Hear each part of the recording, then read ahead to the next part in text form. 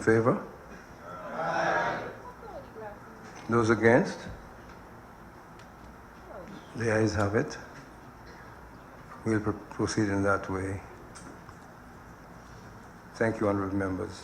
The next speaker on our list is the Honorable Bharrat Jagdeo.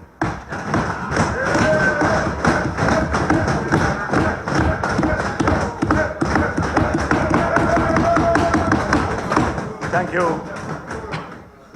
Thank you, Mr. Speaker.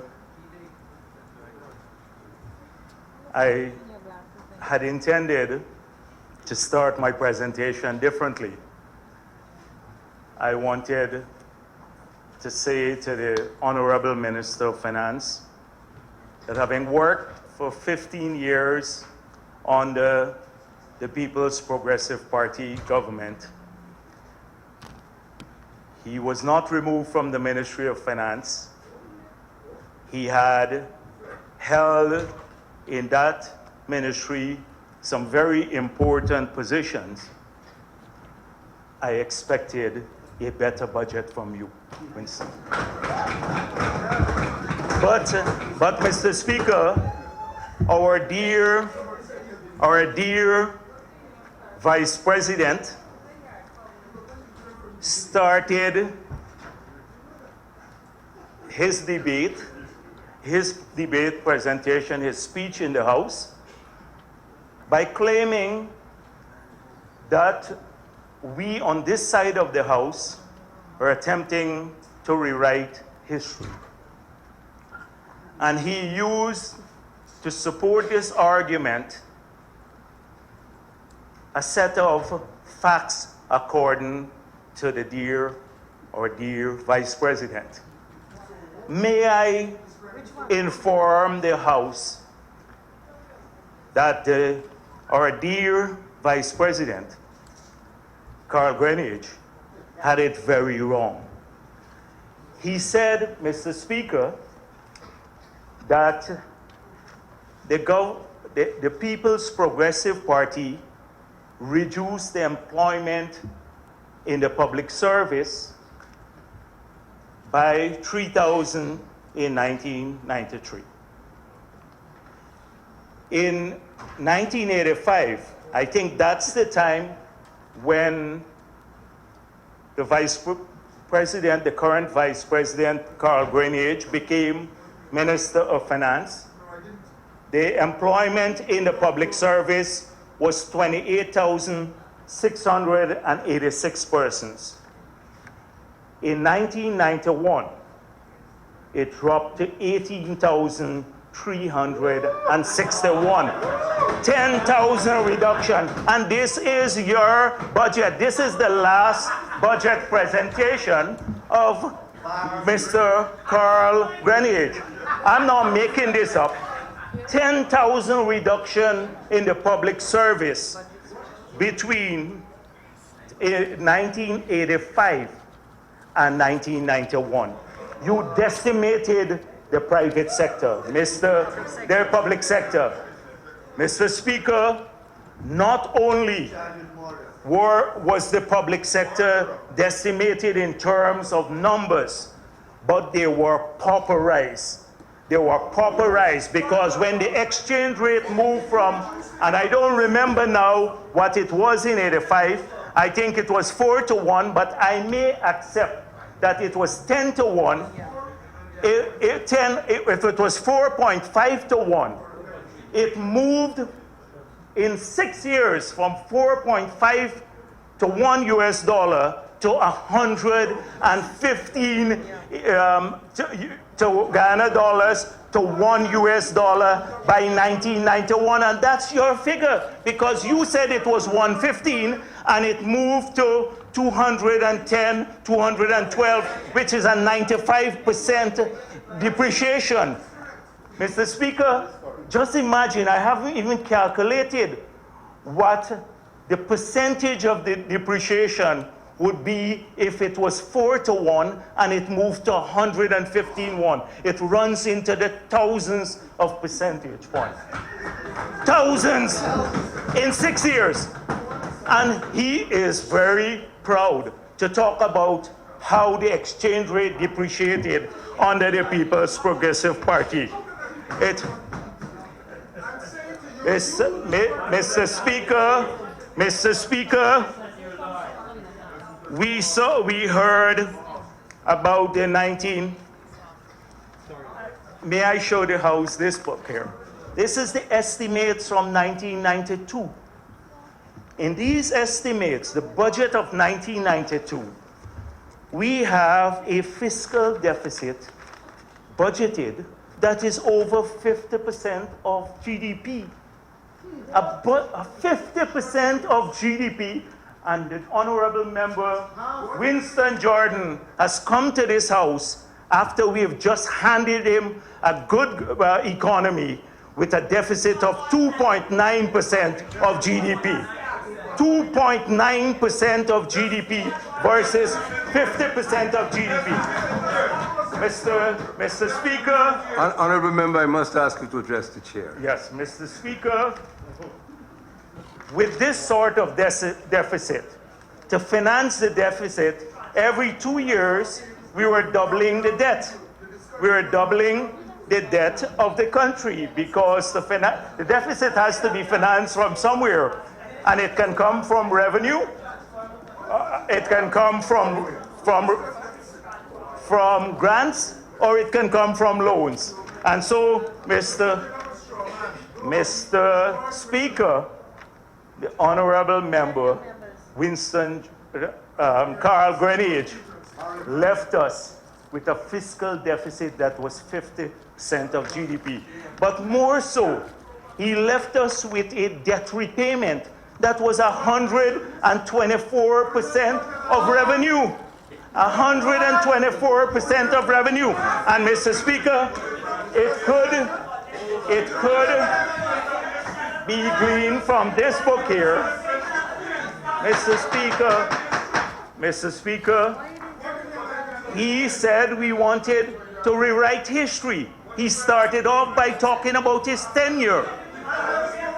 And so, you're backing down now. You're backing down now. That's it. So, and the young member of parliament from Linden, when you speak about the youth being left with a debt burden and that they have to pay back this debt burden, just imagine that to service that deficit, it took almost 100% of revenue when we got into office. Today, it's less than 5% of revenue. You left a bankrupt country. Today, we have the most vibrant economy in the entire region.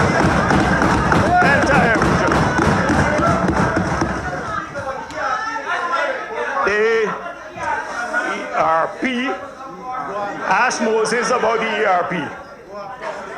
Mr. Speaker, he spoke about corruption. The honorable member Carl Greenidge spoke about corruption and spoke about that era too. And we all know I had not honestly intended to go back to that era. But today, since our dear Vice President took us back there, may we speak a bit about GT&T? Maybe speak about the Lord Weaverbrook deal. Can you, Mr. Speaker, I don't want to address him directly, so I'll address you. Mr. Speaker, we had a series of privatization conducted at the time when the PNC was in office. None of those entities had an independent valuation done. They were privatized by 5 different entities in government.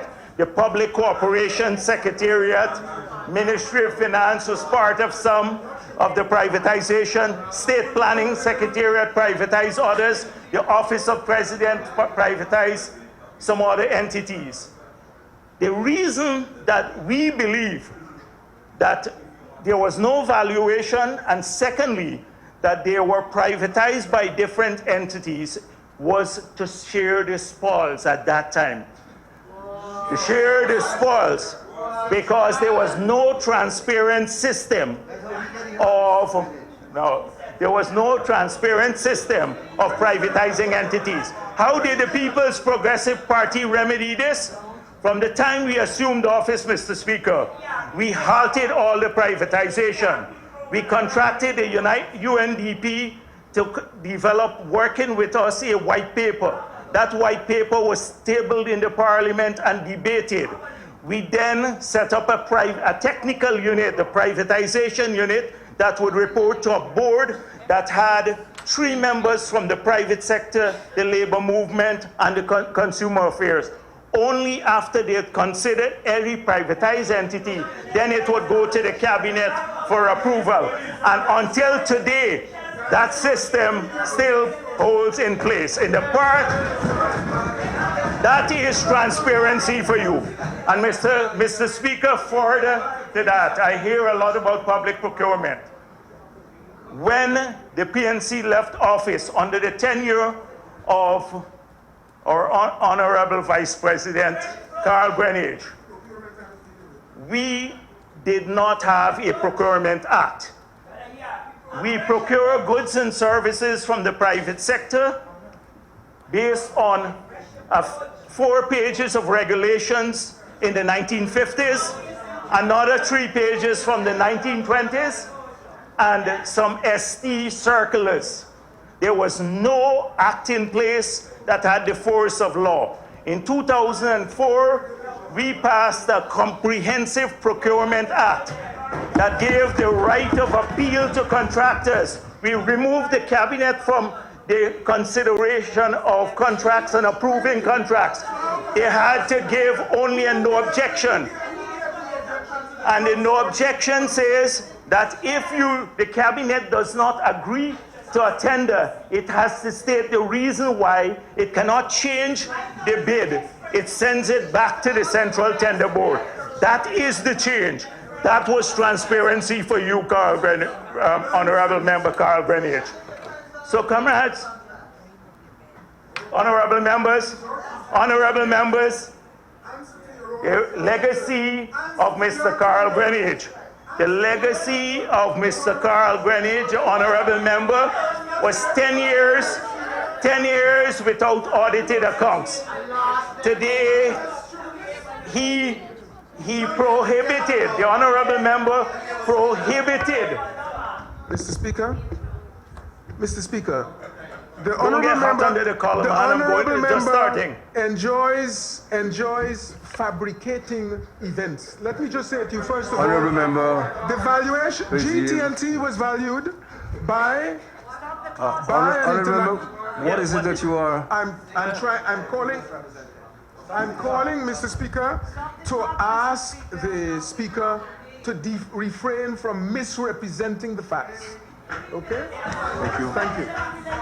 Mr. Speaker, Please proceed. am I misrepresenting the facts when the former Auditor General, a close friend of APNU, said that he was prohibited by the Minister of Finance at that time, Mr. Anand Gulsaran, from auditing privatization proceeds? It is not true, Mr. Speaker. I think, the letter is in the public domain.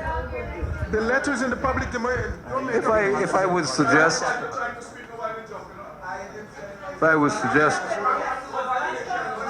honorable member, please. If I would suggest, we should probably try to avoid the hearsay. He said that I said and told me so. Mr. Speaker, And this is in the public domain.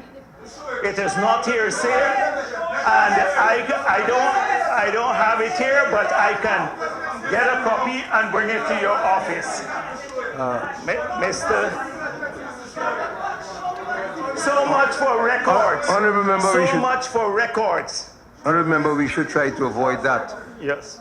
The speaker is not part of the debate, so he wouldn't want to receive documents of proof. Okay. Thank you, Mr. Speaker. Mr. Speaker, is it also not true that the entire revenue from gold proceeds that were exported at that time, all of our gold, went to a private account in Canada, managed by a private individual? that the office of the president at that time had access to, rather than being paid into the consolidated fund. Is that not true too? Is that not true?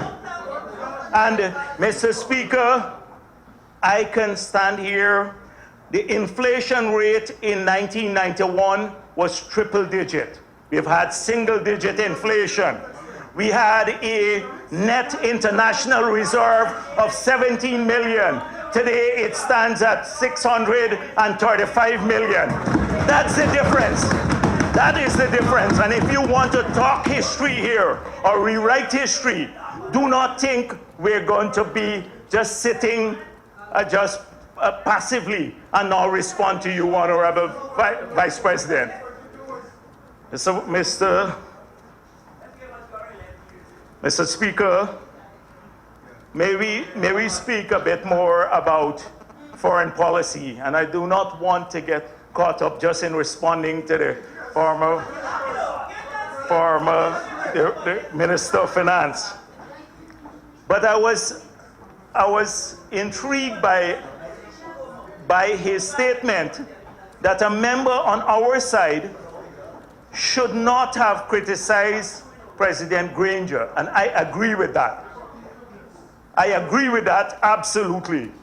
We must in this country protect our presidents from unfair criticism by anyone. But when a United States ambassador criticized our president, said he didn't know what he was doing, said he was misleading people, and we responded, Mr. Speaker. At the last July 4th activity, we were laughed at by the Prime Minister, and we were told that there'll be no more feral blasts. Well, there will be feral blasts, and there should be feral blasts from both sides of the House if anyone dares to disrespect our president. We didn't have the feral blast because he spoke about local government elections. It was because of his criticisms personally of our president. That is why we responded. And so what is good for the goose should be good for the gander. And Mr. Speaker, I was also intrigued by the Honorable Carl Grenade saying, since they've assumed office, they've seen an increase in visa applications because of terrorism. Is he saying that the terrorists feel that they can get comfort in Guyana Mr. today? Speaker, please. Is this what he's telling the House, that the terrorists feel that there is a new government that they can be comfortable with? Mr. Speaker, we are dealing with bilateral relations here. I don't want it to be said that I said in relation to visas, I was speaking to Bangladesh and India. And I'm saying that I never said, Mr. Speaker, I just would like the Speaker to quote me correctly. And I never... Honourable Member, it is good if you say what you said. Yeah. That would be good. I'm saying, Mr. Speaker, that we had been advised by governments in the region of the movement of potential terrorists. That's what I said. I didn't say anything about those specific persons. It's late at night, Mr. Speaker, so I'll forgive the honourable member for not remembering what he said. Mr. Speaker, we on this side of the House agree that our borders are sacred and that we all have to unequivocally defend those borders regardless of the circumstances. We cannot be ambiguous about this issue.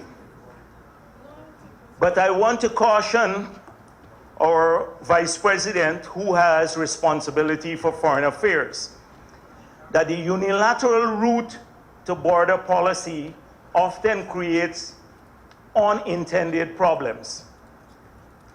And let us examine a couple of past experiences. In this House, former minister, Mr. Fred Wills, said, there is no doubt about it. The high water mark on our side of the Quarantine River is the border.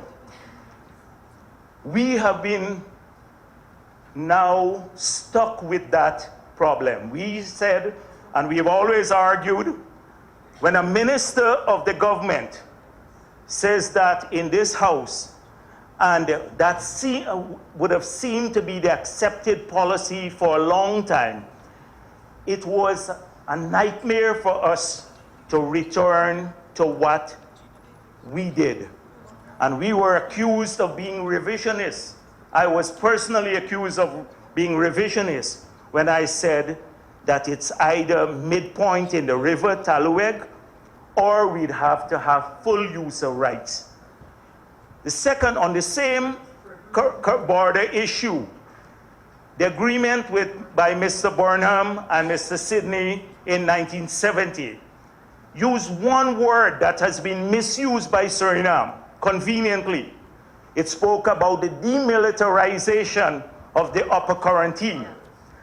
And they have interpreted that to mean that since we agreed to demilitarize the area, somehow we were accepting their claim to the New River Triangle. And they have misused that in Suriname and elsewhere. A single word made a huge difference. And then again, on the maritime boundary, we had in the 70s and early 80s issued through GGMC several mining leases and prospecting leases, and several wells were drilled by Royal Dutch Company, Shell Company, and some others. Suriname never protested. We had awarded drilling permits all the way to 34 degrees east of True North. And then we developed some maps that were further west. Our Lands and Survey Department developed some maps that were further west of the areas that we had been giving licenses to and Suriname had not protested. So when we came to that issue of dealing with it, it compromised our arguments under the UN Convention of the Law of the Sea, because our own maps were claiming the midpoint or the equidistance, when our historical claims were further east of the equidistant point. So that created problems for us.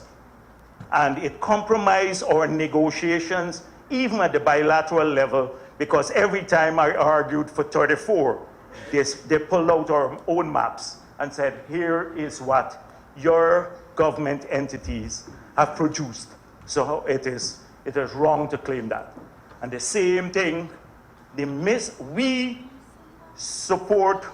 believe that the Geneva Agreement is being misused too. But because we allow a few words to go in there that can create ambiguity, then the opposing party will jump on every such instance to enhance their claim. And so I urge the Foreign Ministry and the Minister to be very careful about this issue. Our commitment to defending our border should never be questioned. It was in 1999 that I went to the first heads of government meeting just after becoming president. And if you check the communique of the Commonwealth heads of government meeting, I checked the years prior to 1999. That was the first time that Venezuela border conflict was put there. I lobbied several African leaders and others to get them to support the inclusion in the communique, their solidarity, the Commonwealth solidarity with, on the Venezuela border controversy. And therefore, we got them to further establish a ministerial group to examine developments in relation to that border. And in Perth, just in 2011, you would see that a report was done by the ministerial group to the heads of government, commenting on our claim to the extended continental shelf. So we believe in multilateralism.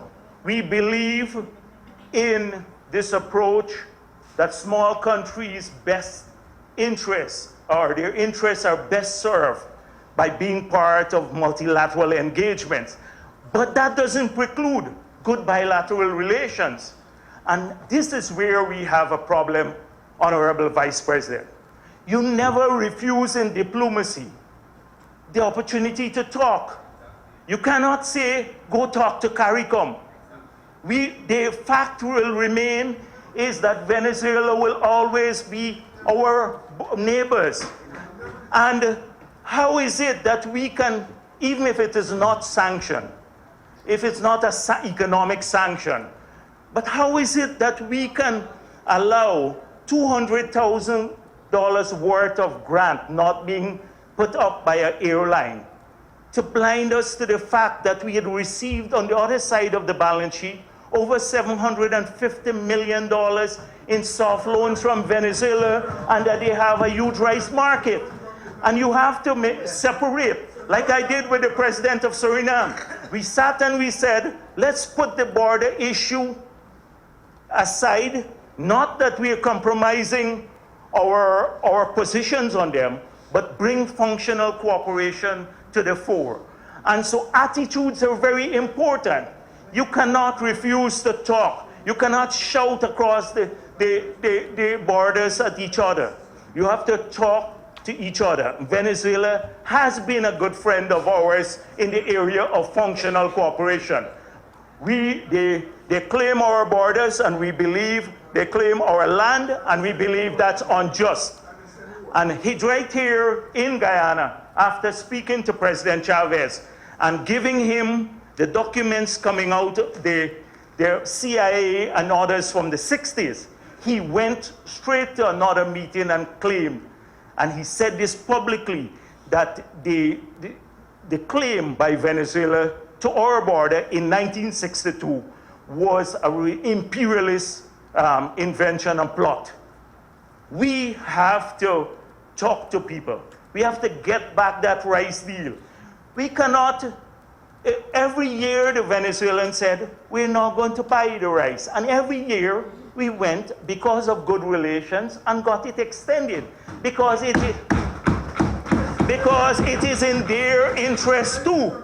It is in their interest too, because they're getting prepaid. The loans that they're making to the rest of the Caribbean, they're getting repaid over 17 years and 25 years. In our case, they get it now. If you look at the time value of money, it benefits them. But what do? We get also a premium of $300 more on the price of rice, so it benefits us too.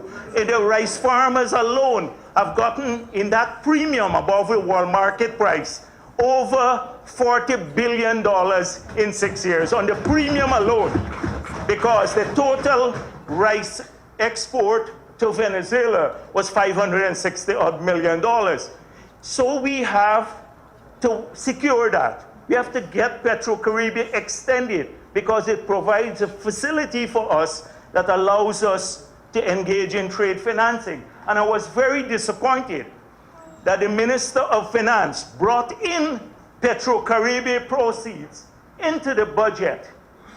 So when the nation thought that $23 billion would be given to rice farmers to buy their rice, it was just a paper transaction reflecting what had been done in the past but now brought on the books to create the impression that something new was being done for the rice industry.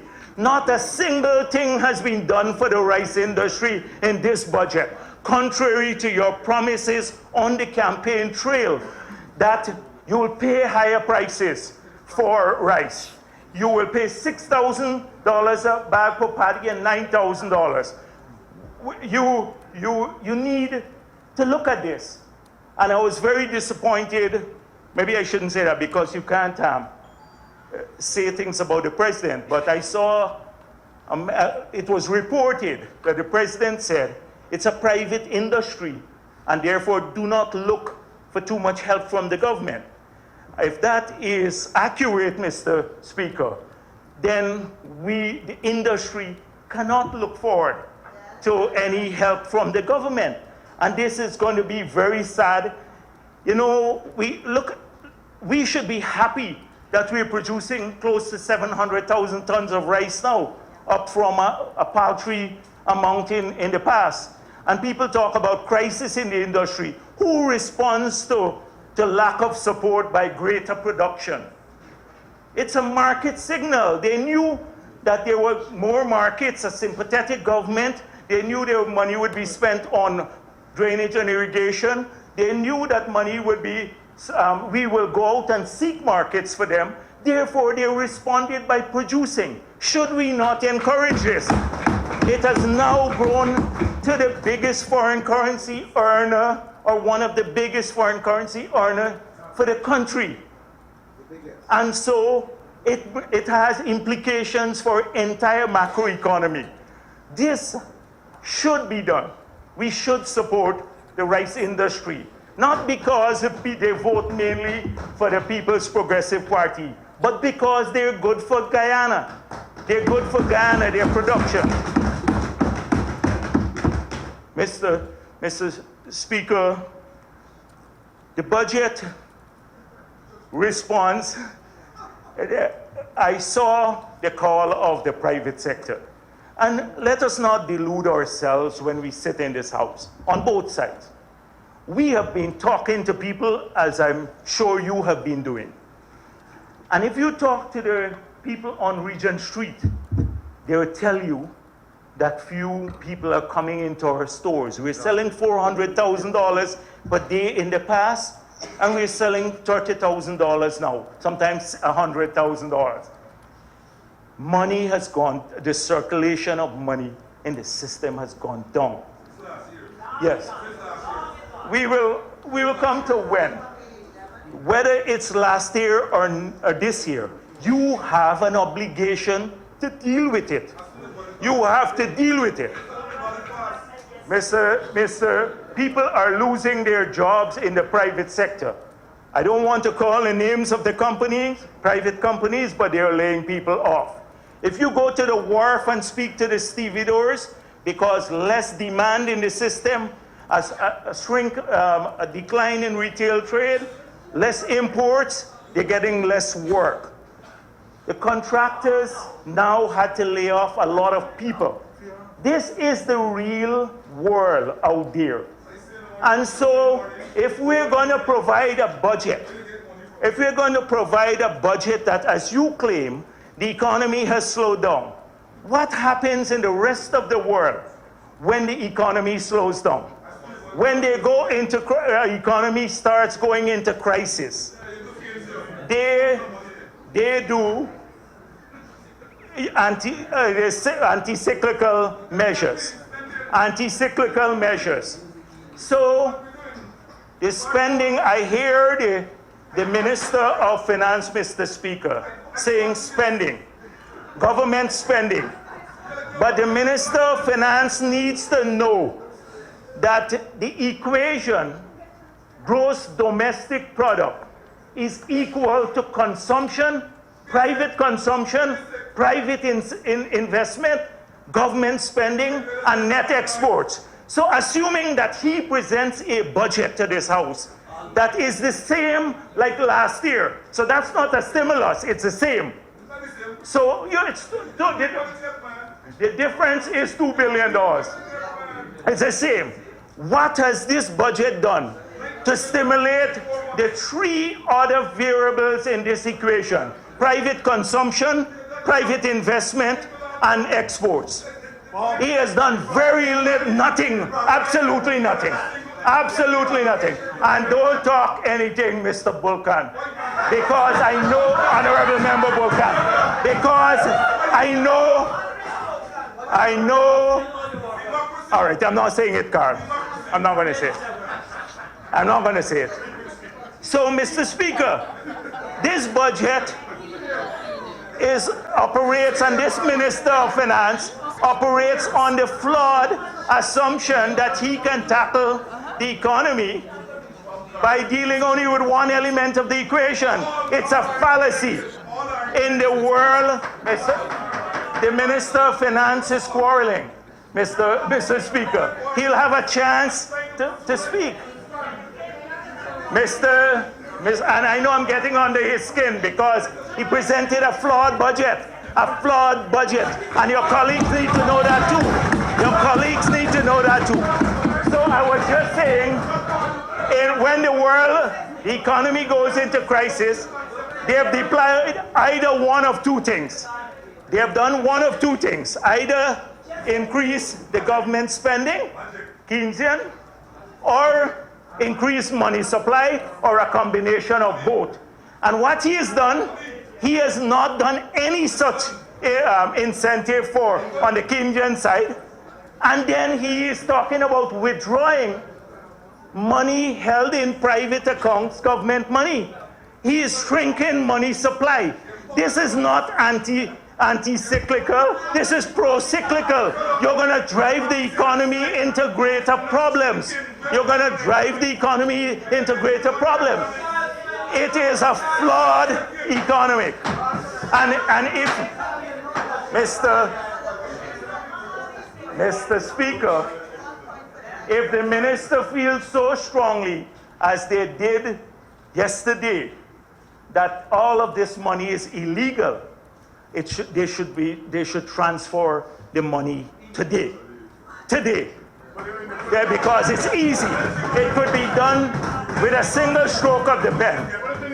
And if they don't do it, it means the same reason they attributed that, right, exactly, that we were keeping it outside to thief, then they're keeping the money outside of the budget to thief it.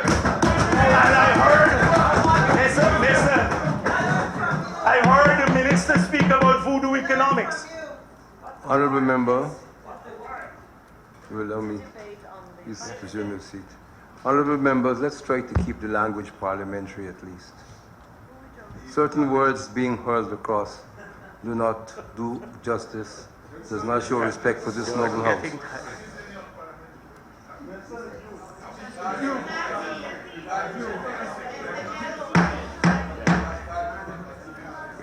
Honorable members, I'll ask you not to anticipate the speaker. So what I'm asking members to do is to control their responses and their reactions to the speakers. Yes. Thank you. Please proceed. Mr. Speaker, this is very important because if we do not get the right framework, the budget is a lackluster budget. It is underwhelming. That's what I said. It does not respond to the concerns of the people out there. It doesn't focus on those who are losing their jobs. It doesn't focus on creating wealth. What it does, it focuses on redistribution. And even that, the Honorable Minister has wrong because, as my colleagues have pointed out, he gives with one hand and takes with the other. And I noticed that in the budget, he did not say the cost, the removal of the subsidy for NIS. He did not put a cost to that, nor did he put a cost to the withdrawal of the subsidy to pensioners. What he did, Mr. Speaker, if we want to move this country forward, we have to have a budget that responds to the needs of the people, that the cry of the private sector, with this budget, In 2 years' time, 3 years' time, the economy would flatline. It would flatline. Already the demand for housing stock, and you talk to the real estate agents if you don't believe me, they can't sell a single house. Because people are anticipating the drop in the value of homes. Mr. Speaker, have them speak to the people who are selling motor vehicles, and they would tell you that the sales are drying up. People are holding on to the spending now, the money that they have, because they're not getting the right signals from this government. And that is why I said it's a crisis of confidence, because the minister in his budget has not tackled the key issues. He has it philosophically wrong. He has it philosophically wrong. He has not dealt in any great details. You know, he talks about remission level, $55 billion of remission for friends and family. He didn't tell us what GDP revenue to GDP ratio he wants to target. And if you remove all these remissions, then banks DIH will stop getting some of their concessions. All the manufacturers will get their concession. People who are importing, people who are importing vehicles, the migrants, etc., will stop getting their concessions, because the remissions, Mr. Speaker. Oh God, you want me to quote it, Winston? Mr. Speaker, I am addressing you. The implication is that the minister in the budget spoke about remissions being too high, that they're given to friends and family of the PPP. Under remissions, all of these things fall, as the Honorable Carl Greenidge would know. And so he is not saying, is he proposing a tax increase? Because if you remove remissions for the private sector, it's an effective tax increase. And that's why I asked him what revenue to GDP ratio he's targeting, because he has not said so in the budget.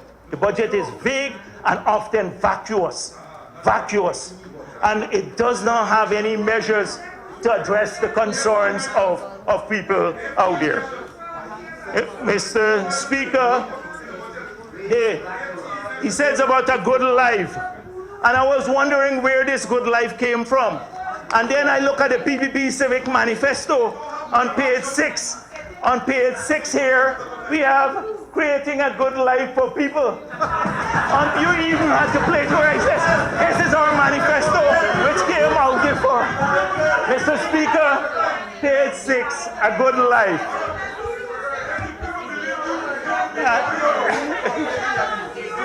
Mr. Speaker, we issued our manifesto before we had to nudge there out of there. It was a good life. And Mr. Speaker, he spoke about a green economy. A green economy. Mr. Speaker, the Honorable Minister of Finance spoke about a green economy. But there's not a single green initiative in the budget. And I have not heard any member on the other side speak about the low carbon development strategy or whatever else you will call it. But the project that has the potential of decarbonizing 95% of our energy sector, he has come to this house and said it's a criminal to go forward with that project. What he's implying, Mr. Speaker, is that the IDB, the Norwegians, Site Global, which is a subsidiary of Blackstone, and the Honorable Cathy Hughes was I think the public relations officer for that firm, and Mr. Nigel Hughes was he was a company secretary for that firm. Mr.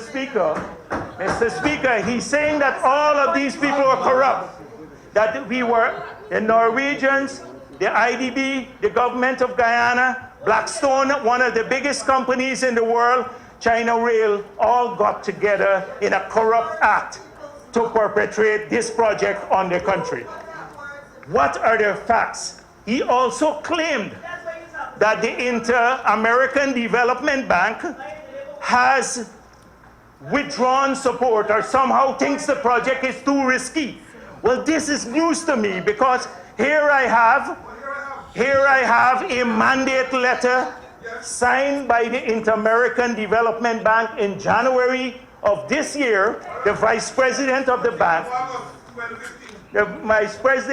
bank signed this year after with the developer to raise $150 million for this project. Now, it's either this is wrong, Mr. Speaker, but regardless of all of this, let's go through the project economics because they have misled the public. I was traveling before I came back to Guyana, when I was a private citizen. And I saw in Parliament debate, there were some members, parliamentary debate, some members outdoing each other to say what the loan to Guyana would be if we proceed with this project. So it ranged from $750 million right to $2.1 billion. With every Tom, Dick, and Harry putting in a number in between. Mr. Speaker, the loan, there is no loan excepting that which the Honorable Member, Mr. Jordan, mentioned in this House. It's not $750 million. The loan to the project will be $40 million from the Inter-American Development Bank. The road, that is the extent of it, $40 million. The cost of the road, it's either 35 or 45 million. And 80 million comes from a grant from Norway, a grant, not the taxpayers' money. But what do we get from all of this? And we're now taking the reserves, 65 million. It's an LC. It's not going to disappear. It's going to still be ours. So Mr. Speaker, let's look at these numbers. So what are we getting in exchange for spending $40 million of our own money, or assuming it's all our money, $165 million? We are getting the largest private sector investment in the history of Guyana. On the project economics itself. Now, this will not be a project owned by the government of Guyana. They will sell power to us, Mr. Speaker. The minister said that they will sell power to us at $130 million per annum for 20 years. The figure is a difference of $3.5 billion that we will save this country. And after 20 years, the cost of power comes down from about 10 cents per kilowatt hour to 2 cents per kilowatt hour. Mr. Speaker, this is criminal not to go forward with the project. The next thing though, if we ignore all of the project economics. Remember, we're not spending money. We're just buying power. Assuming that the project goes forward, do you know the flow through the economy? The growth in GDP that this will bring, $700 million. Catalyzing, we are using $165 million to catalyze a huge investment, Mr. Speaker, but more so than everything else. And the Honorable Vice President Carl Greenidge should listen to this carefully. This Amila project is the ultimate act of expression of sovereignty. We have the Inter-American Development Bank, comprising of almost all the countries in Latin America and the Caribbean, participating in this deal. We have China participating in this deal. We have Norway participating in this deal. we had an American investor, one of the biggest companies in the world.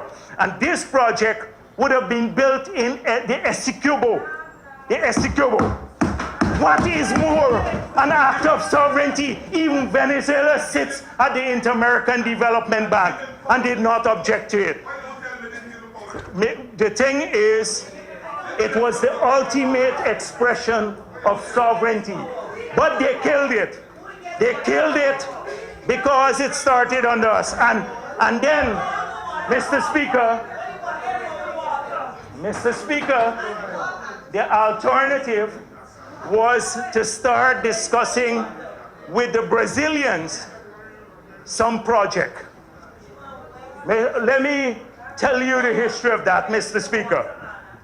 When President Lula and I opened the Takatu Bridge, Donald Ramotar was with me, and the President Dilma was with President Lula.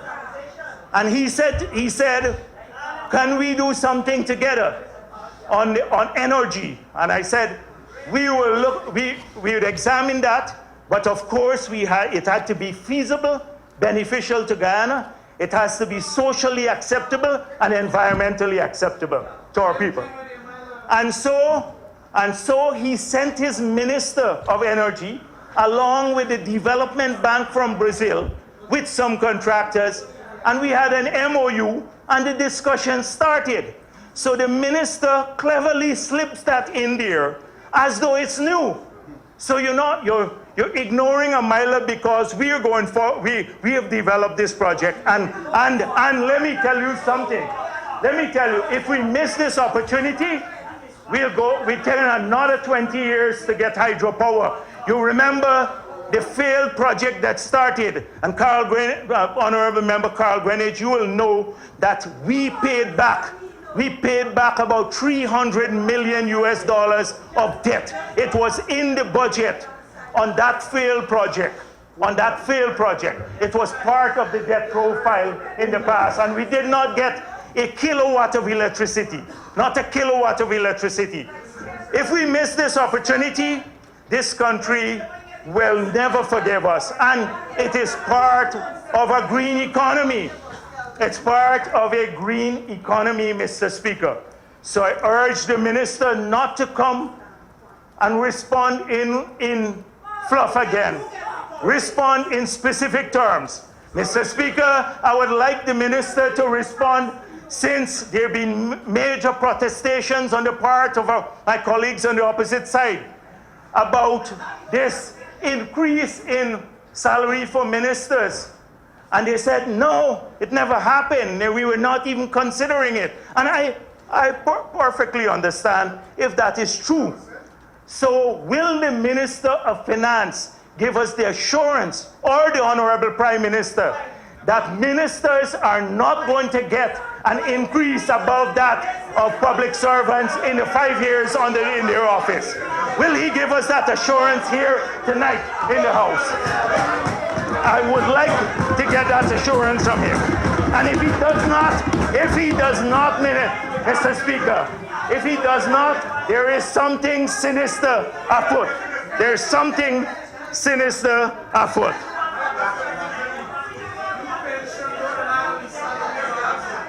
Yeah, Mr. Speaker, I did some rough calculations.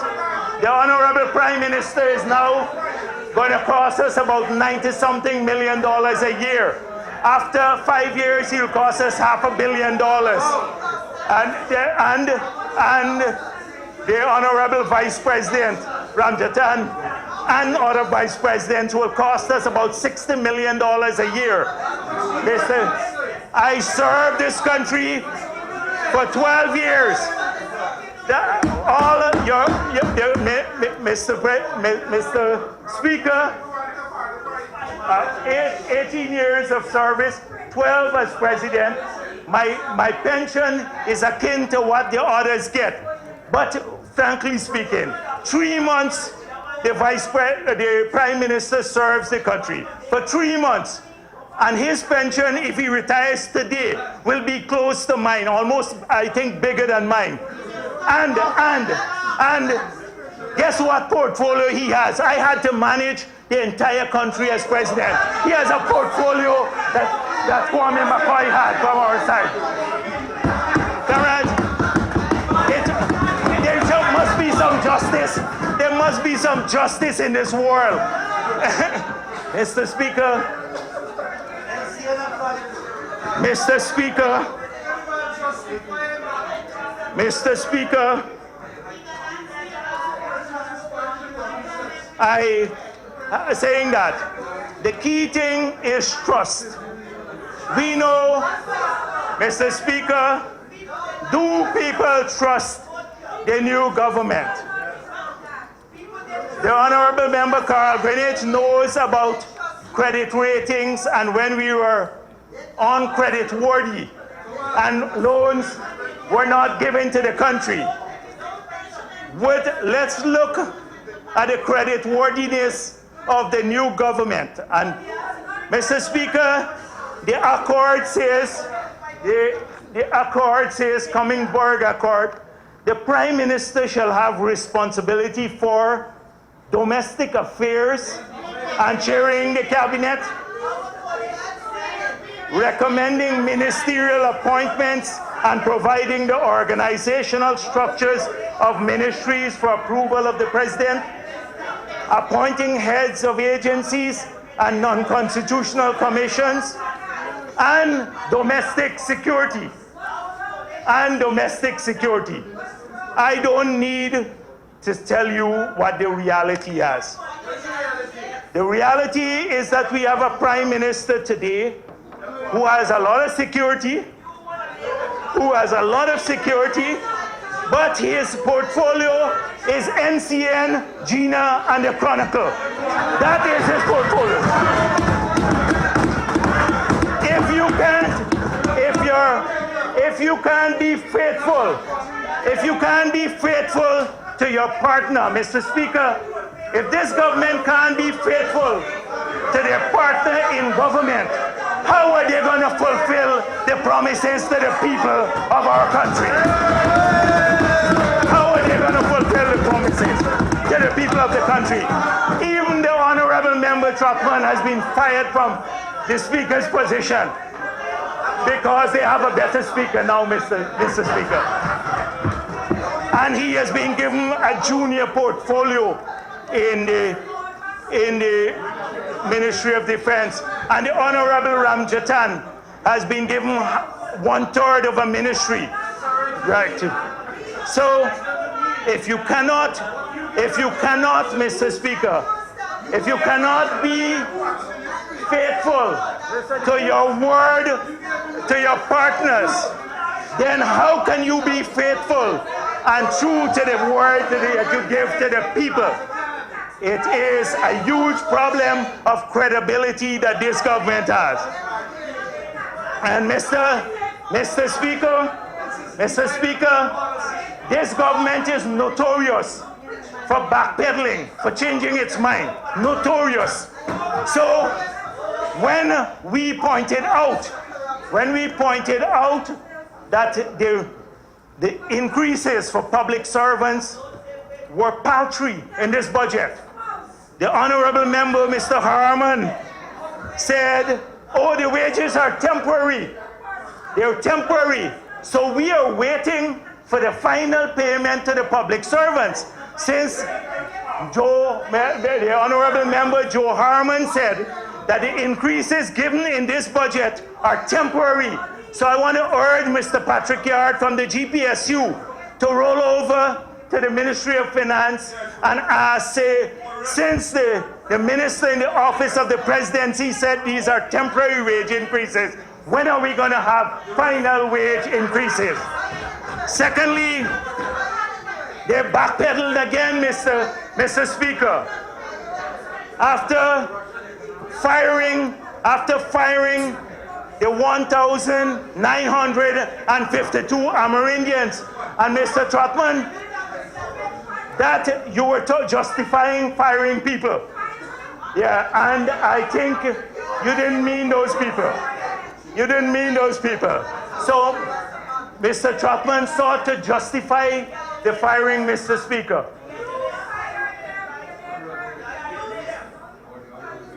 Yes, the honorable member, Mr. Trotman, sought to justify firing of people.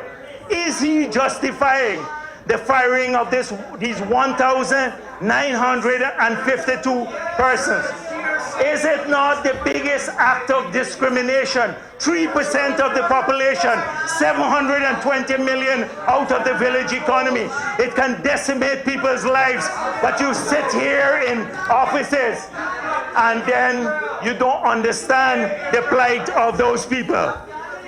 We, Mr. Speaker, notorious again for backpedaling after naming boards and recognizing that they got criticized for naming the boards. They're now backpedaling and saying that the boards will now, their composition will change. And the Constitutional Commission, or the members to agree on the terms of reference for the Constitutional Commission, they have now backpedaled and said they would include others. And Mr. Speaker, the airport project that they said they were against, and then they were for, and then they were against, and suddenly I saw they were for again. Mr. Speaker, they backpedal on the issue of bankruptcy. They backpedal on the issue of bankruptcy. I heard the Honorable Minister of Finance said, I didn't put that in my budget. But they've been claiming that we're bankrupt. And let me tell you, do not underestimate what that signal when you say something like that, what it means to the rest of the world. If investors hear you're bankrupt as a country, the sophisticated investors, they start thinking, well, the government will raise taxes if they're bankrupt. If the insurance companies start pushing the premium up because they say this is a risky country, for political risk insurance goes up. The cost of loan, interest rates go up. One little statement of that nature could make a huge difference. So, and this country is not bankrupt by any stretch of the imagination, as I demonstrated in the past. If it's bankrupt now, then it must have been hell in 1992. And I say, Mr. Speaker, you're begging, huh? You're begging. Mr. Speaker, I heard them regale us, the Honorable Member Gaskin saying, reputable investors will want to come in to Guyana if we change the framework.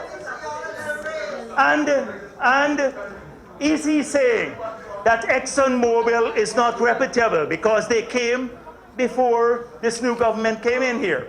And is he saying that CGX is not reputable? And is he saying that Guyana Goldfield is not reputable?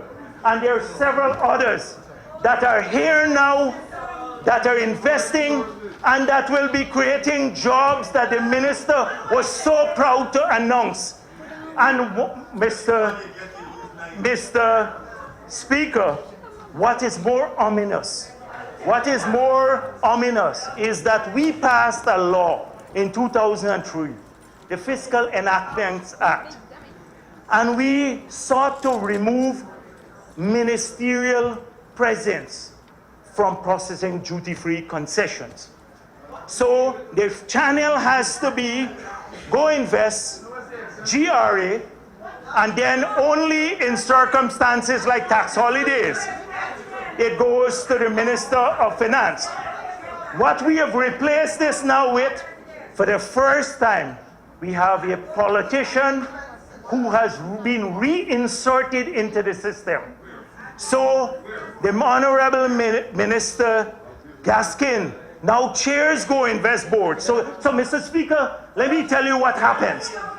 That now you have to send your applications to Go Invest. And Go Invest will examine your applications, chaired by the minister, and then make the recommendations to GRA for duty-free concessions. In the past, it was a technical body processed by another technical body in GRA. Now, the minister now will decide when investors send their proposals to him, who gets concessions and who doesn't get. And you talk about transparency, it's shameful. It's a reinsertion of the politician. This is a recipe for corruption. It's a recipe for corruption. Mr. Speaker.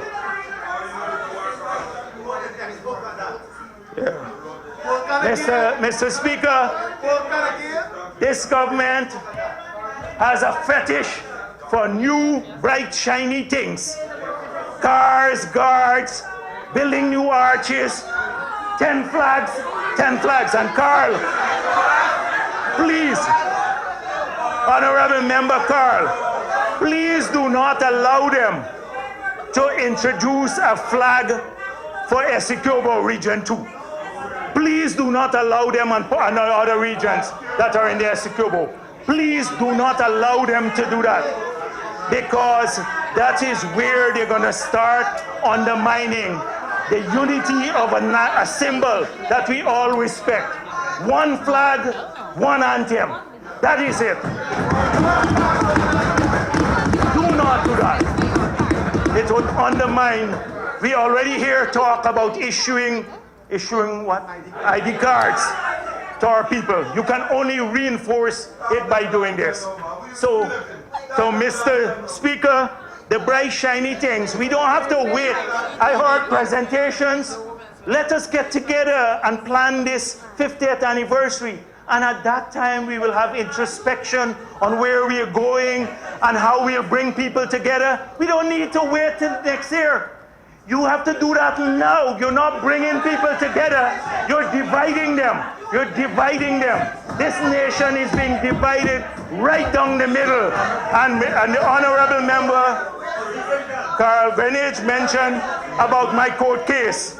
And I'm extremely proud, Mr. Speaker, of what I said. And this will be subject to private lawsuits. But when I said at the end of the speech that I made there, they omitted one statement when I said that had this happened in the PPP, we have kicked the person out.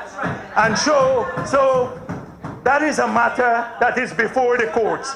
But I am going to be justified because my role, my record is clear. And the young member of parliament, the honorable member from Linden, in the 90s, when I took the staff of the Ministry of Finance, I don't think Winston went there, he didn't want to go, and we went and walked at night through places there, and we walked into West Watuka, and we went to Victory Valley and built bridges, and we sat with the community and worked up a development plan, and we got a grant from the European Union, LEAP and LEN. And when I walked through those areas in the 90s, where Amelia's ward, a bright shining area is now, it was bauxite lands. And Block 22 was also barren land. And now we have thriving schemes there. And there was an old shabby hospital, and they have a spanking new hospital.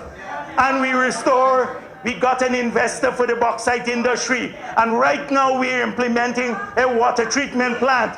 And we fixed the roads on Barnum Drive. It was impossible. And the people asked us to fix Barnum Drive, and we did it too. So our record with people, I've worked on the ground with people from Linden, not sit in offices here. And so our track record is a clear one. Mr. Speaker, now, Mr. Speaker, they have used the excuse in the past that we control the central government and they only control the region. Now you control both. And so in 3 years' time, if the petition succeeds, or 5 years' time, we will see you in Linden, and then you will have to account to the people, because you'd have both the central government and the region. So you talk about Angois Avenue. When I went in there and we sought to fix the road, your mayor said this is executive lawlessness because I sought to discuss with people and fix their roads. That is the kind of thing that we did in the past. So I don't have to worry too much. We'll be back on the campaign trail soon. In 38 months, we're back on the campaign trail. And we're coming back for power because we know you're gonna fail. We know with this sort of budget, you cannot succeed. You'll flatline the economy. You're not focused on people. You're focused on yourselves. Mr. Speaker, if this minister, the Minister of Finance, wanted to present a budget that had an element of stimulus, let us look at the GDP. He proposes to reduce gross domestic, the deficit from 5% to 2.9%. The budget was 4.9% in 2014, the budgeted figure. Assuming that he said, all right, let's go back with the budgeted figure, that would have given him close to $12 billion. $12 billion without it being inflationary, because that was the framework, the monetary framework in which the budget was crafted, and it looked at the monetary variable. It would have given him $12 billion more to spend without compromising our macroeconomic figures. Just going back to that deficit, he could have spent the $1.6 billion on our school children. He could have spent it. And I heard the Honorable Government. Mr. Speaker,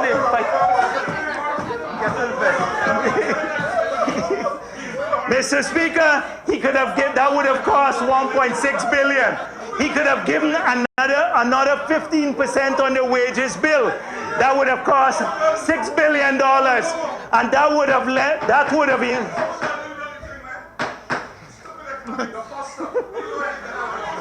Yeah, man, Mr. Speaker, I heard words like stupid, etc. I didn't know I was getting so much under the minister's skin. Mr. Speaker, had he decided to go with the original framework, he could have given the public servants another 15% of wages and salaries on top of what they got, and it would have only cost $6 billion of the $12 billion available to him. And that would have increased private consumption. Remember that equation? That the GDP is equal to C plus I plus G plus net export. The C component would have gone up. People would have spent more. You could have stimulated the economy. You didn't do that. You could have spent more on police equipment. You could have done a number of things more without compromising the framework. But because I'm not presenting the budget, if I were presenting the budget, you wouldn't have a mediocre budget like that. Thank you, Mr. Speaker. Sorry that I was speaking to the Honourable Member directly. Mr. Speaker,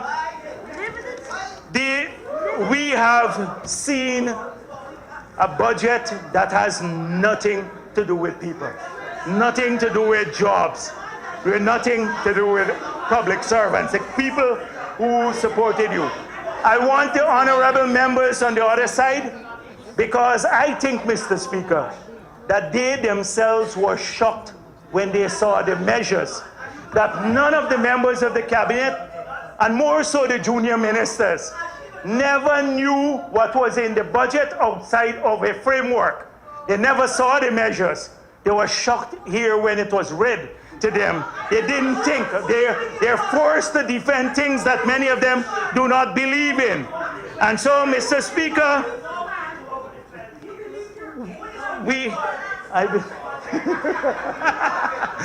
I heard a comment that I believe I'm King Kong.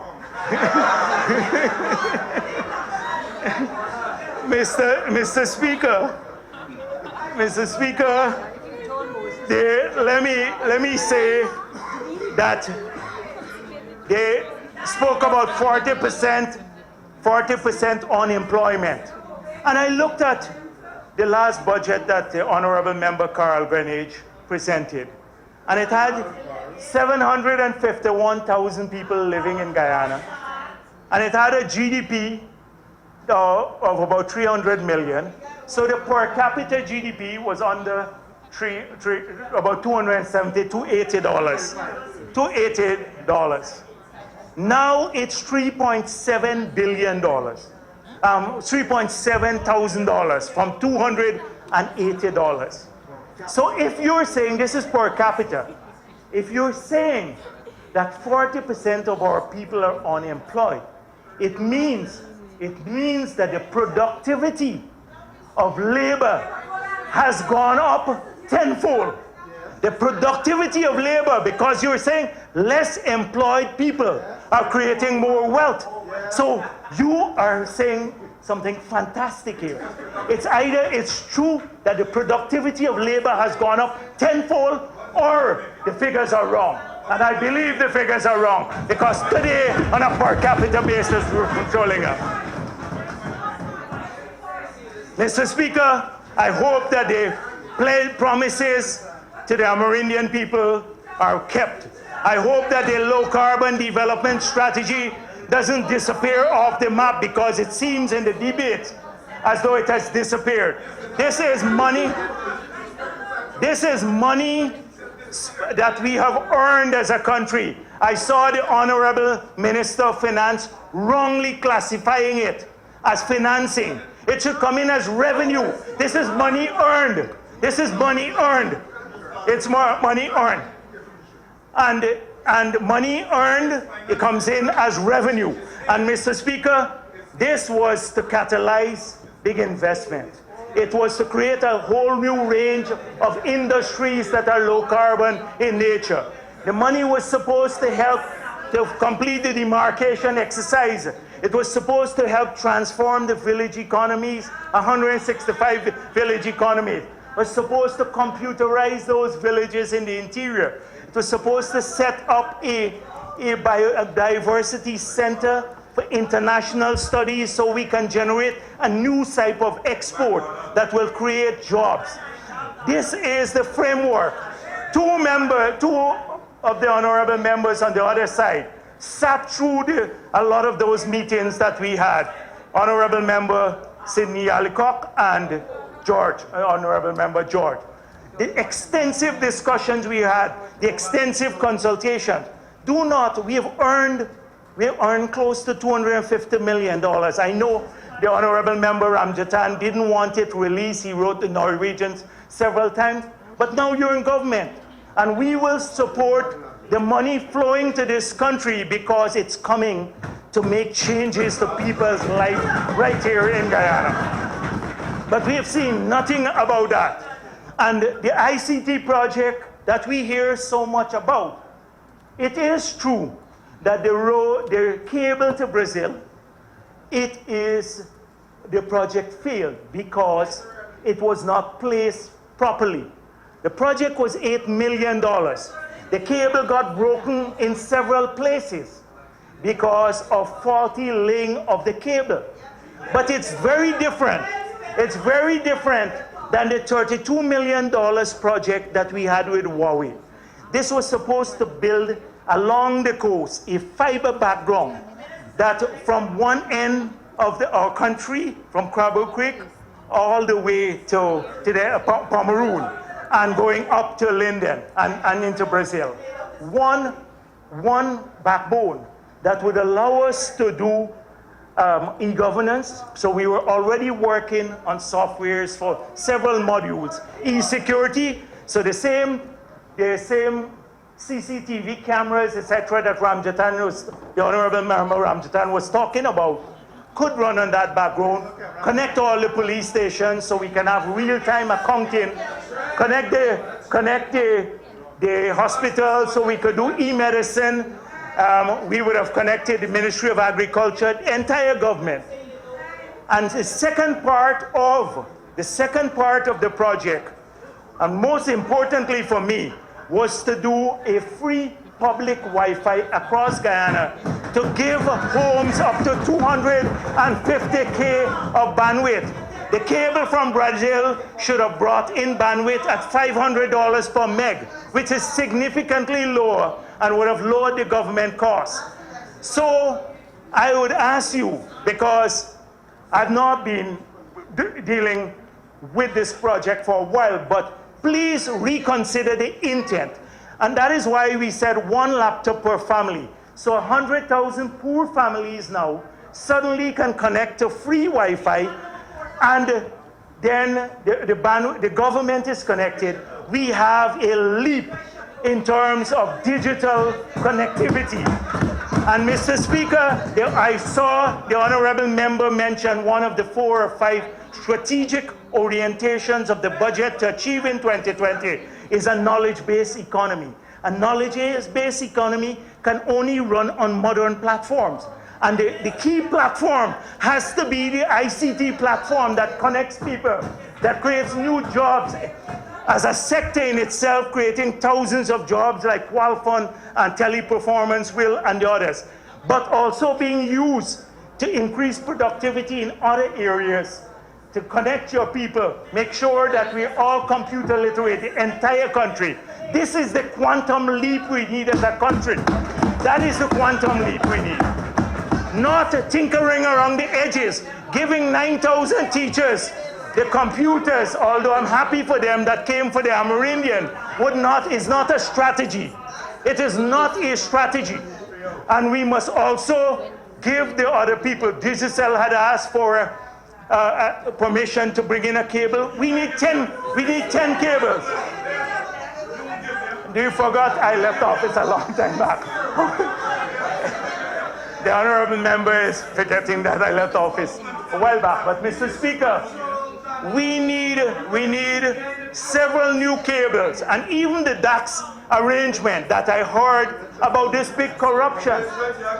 So I sought to get some briefing on it, and they told me that the cable is broken. We had asked Digicel to do a study to see if they can take over the cable and give us a few strands on that same cable so we could bring in the bandwidth for government, and it would have gone to a center. The problem is that they said it's too costly. Digicel did an assessment and said it's too costly. So without any further cost to the government of Guyana, they were going to fix, this company would fix the cable, give us 2 strands, 12 strands, and that would have been enough for our bandwidth. So it didn't matter whether they got a lot of concessions, because the cost of fixing the cable is about $15 million that the government didn't have to pay. That is, it is the explanation. So in the haste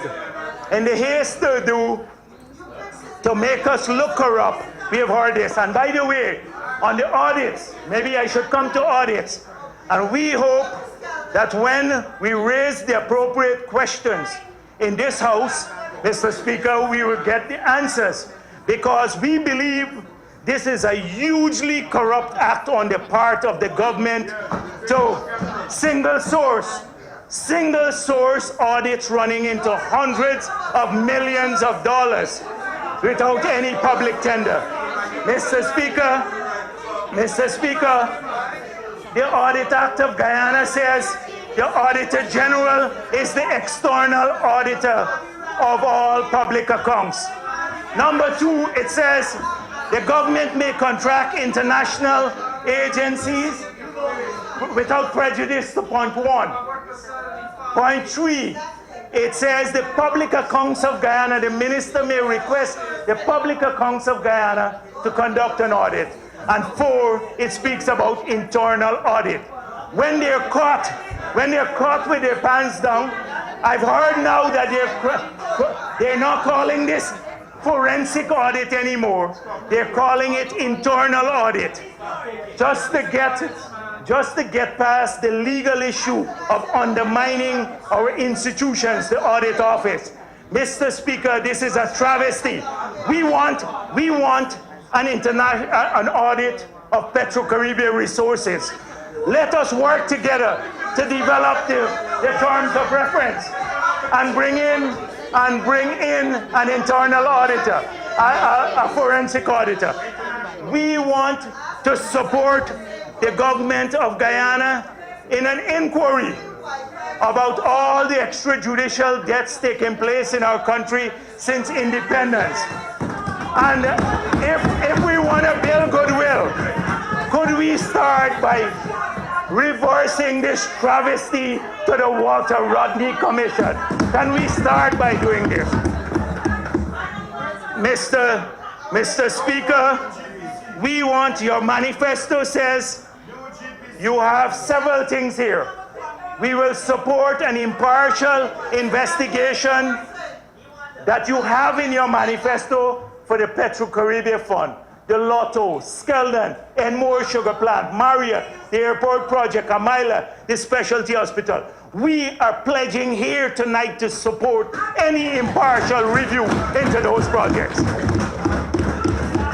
We want a commission of inquiry into all election-related violence. And Mr. Speaker, we have demonstrated to this country a fresh approach. Although the difference in our votes, that is what was published by GCOM, is less than 5,000. You did not see people on this side asking people to burn the city. You didn't see them going and beating up people. You didn't see any of that. We, Mr. Speaker, that's a fresh approach. You imagine when in 1997 and 2001 and 2006, but more so 1997 and 2001, Mr. Speaker, when the difference was 20,000 votes, when the difference was over 20,000 votes, they refused to accept the results, put this country through trauma, burn the city. We had to have a Hermanson Accord. You think, just imagine, I want the people of this country to imagine that had the shoe been on the other foot and there was a difference of 5,000 votes and they were on the losing side, you want to bet we would have had problems in the city, burning buildings around the city. And so, Mr. Speaker, we have demonstrated a fresh approach to maturity of this country. We filed our petition, we will fight them. We are not here to defend only the interests of the 200,000 people who voted for us, Mr. Speaker. We will defend their interests vigorously, whether they're sugar workers, or rice farmers, or bauxite workers, or Amerindians. We will defend their interests. But we have an obligation to all the people of this country. We have an obligation. And trust me, we will support the other side. We don't believe in profiting off the misery of people. We're not gonna, 3 years, you talk about slowing down the economy and cut $90 billion from it in 3 years, and you talk about slowing down of the economy. We're not gonna cut projects for that, for the sake of cutting them. We will not oppose for the sake of opposition. If an initiative is good, we will support it. If an initiative is good, we'll support it. If it brings benefits to our people, whether they're in bauxite, or sugar, or rice, or public servants, or in retail trade, or in the wharf, and we will support it. But trust me, we're going to hold you to account on those things that are anti-national. Trust me. Mr. Speaker, we are going to vigorously defend the people of this country.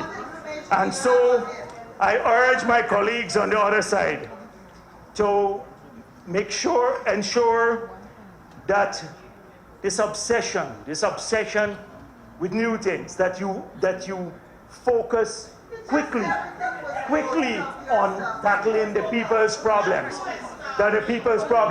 We hope that you are not going to, as was announced by the Ministry of Finance,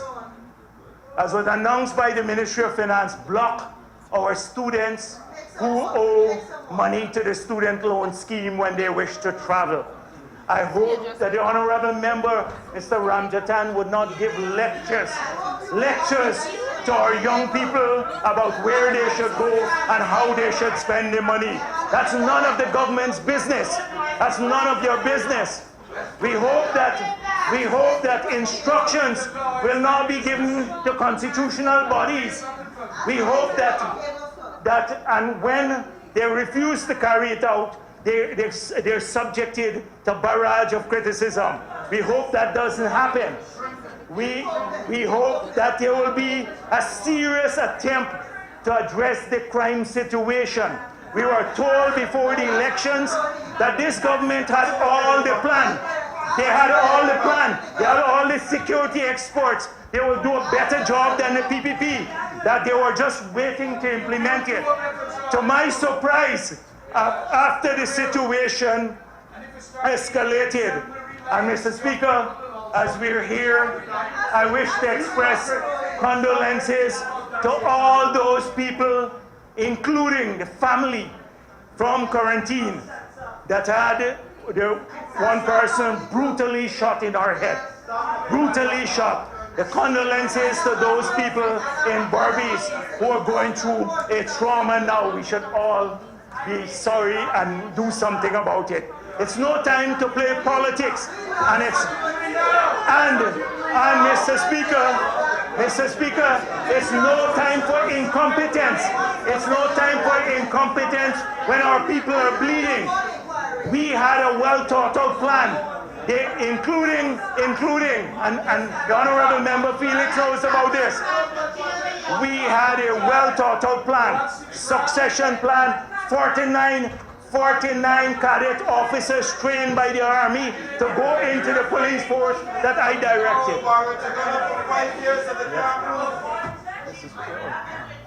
Mr. Speaker, the cats and dogs approach and horses approach will not work. The minister who walks around and tells people, if you don't do this, I'll shut you down, etc. Mr.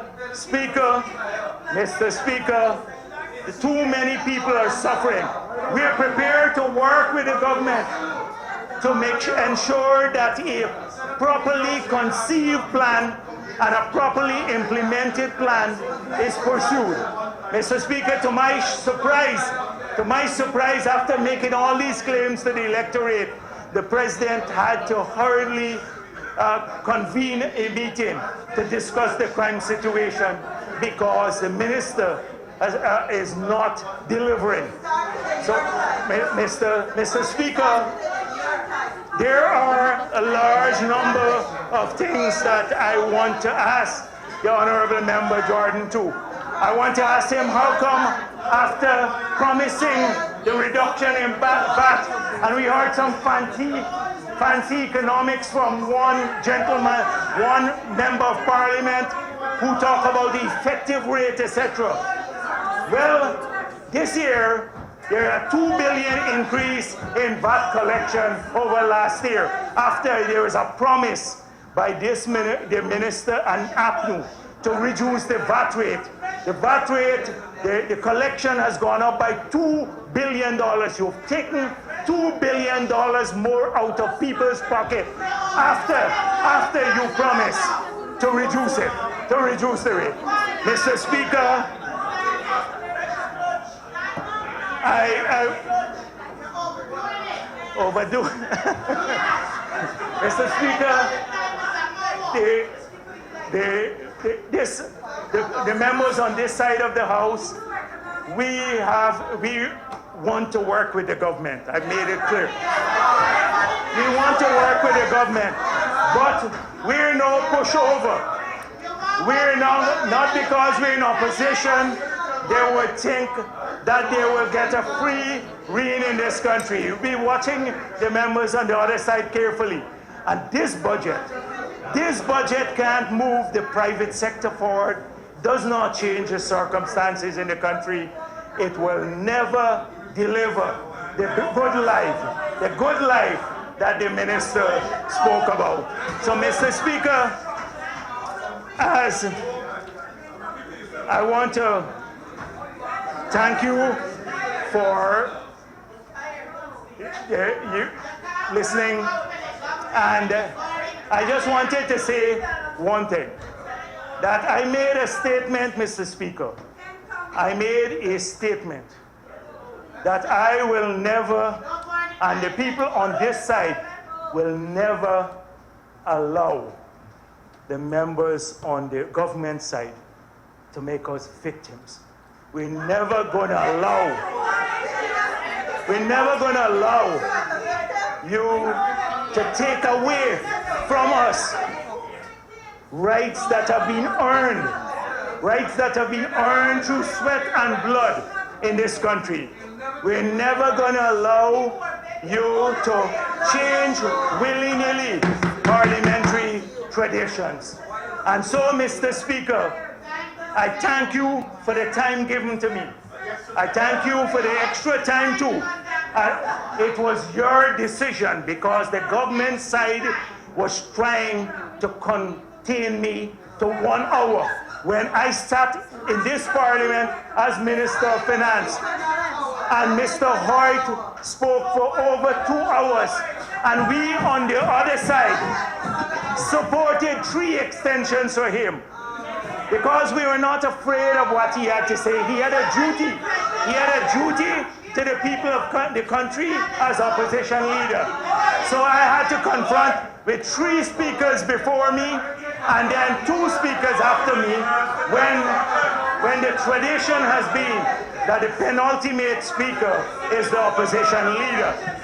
And I'm not gonna, so for us here tonight, the debate for the People's Progressive Party, our debate in this National Assembly has just ended. Thank you very much.